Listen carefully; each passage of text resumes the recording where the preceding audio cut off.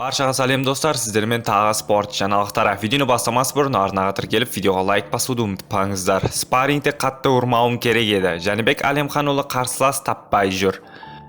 Қазақстандық кәсіпқой боксшы Janibek Alimxanұлы келесі жекпе-жегіне қарсылас таба алмауда. Бұған қатысты боксшы Instagram парақшасында әзіл үшін аралас жазба жариялады. Бүкіл әлемдік бокс ұйымы WBO Janibekке британдық Хамза Ширазды міндетті қарсылас етіп біткен. Алайда қарсыласы бұл жекпе-жектен бас тартты.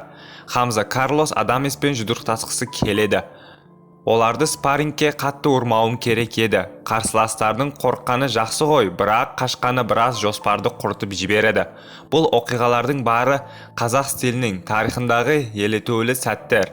Біз тоқтамаймыз. 2 титул қолда, 2 титул жолда. Жорық жалғасып береді, деп жазыпты Janibek. Айта кетейік, Janibek 4 қазан күні Жаңа Зеландиялық Андрей Михайловичті нокаутпен жеңген болатын. Бокс аңызының ұлы Janibekпен жекпе-жекке келісті. Америкалық боксшы кіші Джейн Мозли орта салмақта WBO чемпионы Janibek Alimxanұлымен жекпе-жекке шығуға дайын екен. Мозли титул үшін айқасудан бас тартқан британиялық Хамза Шираздың орнына басуына келісті. WBO рейтингінің 3-ші орында тұр және келесі жылда басынан рингке шығуға дайын. Кейінгі рет ол шілде айында Дэниел Джейкобспен жұдырықтасып, төрешілердің шешімімен жеңіске жеткен.